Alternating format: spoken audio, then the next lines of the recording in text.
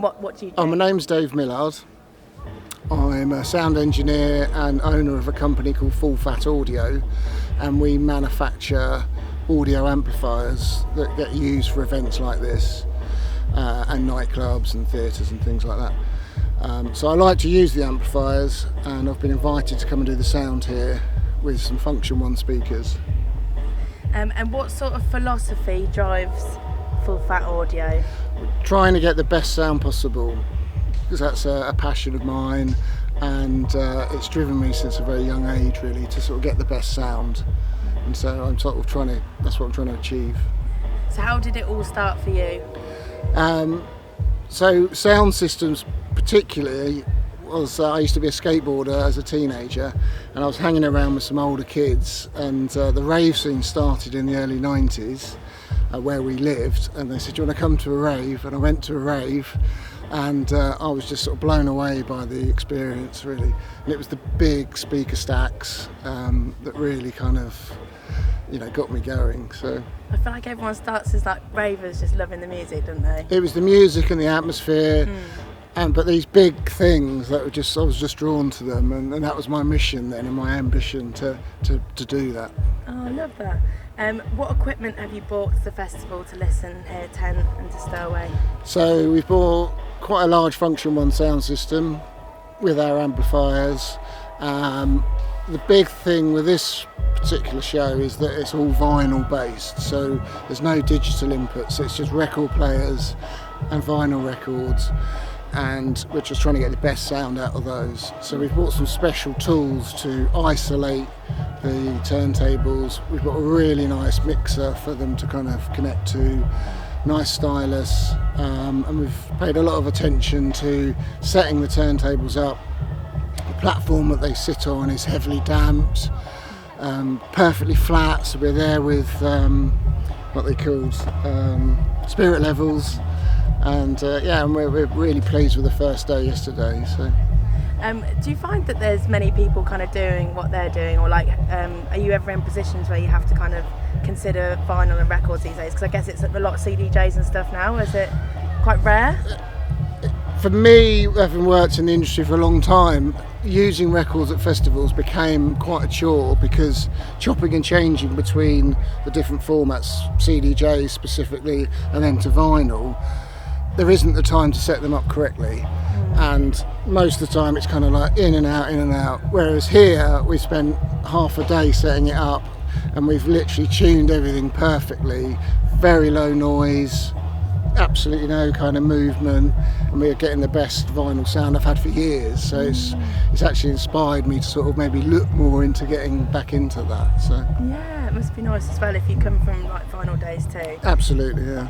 What do you think the most common mistakes are for people when they're considering sound systems, like promoters and stuff? What's a mistake people make? That's quite a good question. There's a lot of choice, and there's a lot of different everyone has their own kind of way of doing things. It's difficult to say what to make a mistake really, because there's a lot of good sound equipment out there that, different manufacturers they've all got good speakers. I think it's mainly just down to experience and trying to do loud sound in modern times, because unless we're somewhere like here, I mean here's fantastic because we don't seem to have any neighbours, we can play it to a level without kind of fear of bothering anyone. Most places have neighbours and people we have to be aware of and make sure we're not disturbing them, and it's tricky, keeping everything at a sensible level. Yeah. Do you find that a lot of promoters just want to like cane it and like play it so loud, and they don't really consider the quality of the sound? I don't think it's the promoters that are the problem. I think sometimes it's DJs, and I think it's sometimes the crowd and the situation that drives that.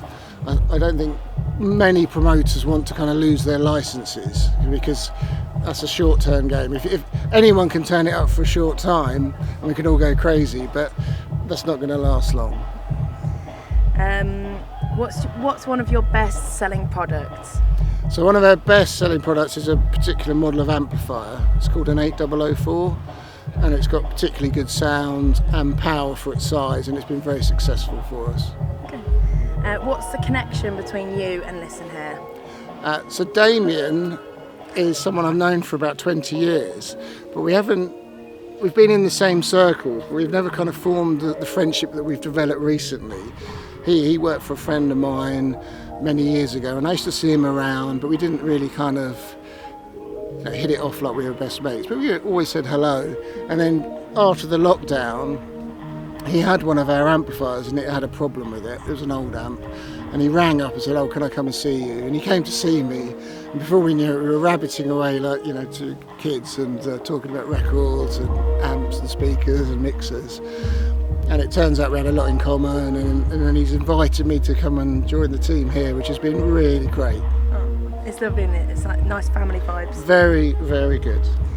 Which DJs, musicians or albums are you listening to right now? So recently I've got into some older reggae sounds. So I've been working with some reggae people, and the Tamlins is a band that I really enjoy, and a guy called Dennis Bavell.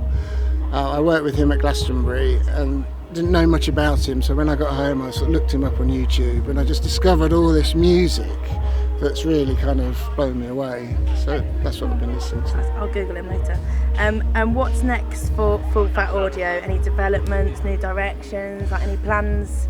So we're always trying to push the sound further, and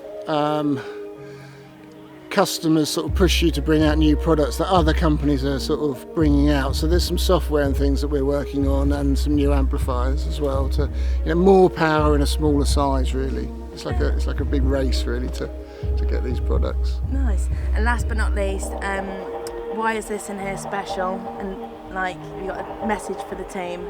Well, they've welcomed me like I've been a long lost brother or something. Everybody's been super friendly.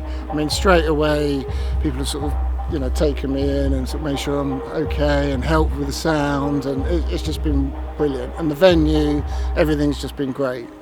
Really good. Lovely, thank you. That's all good. Yeah, Amazing. welcome. Thank you so much. Cheers. Got some nice bits.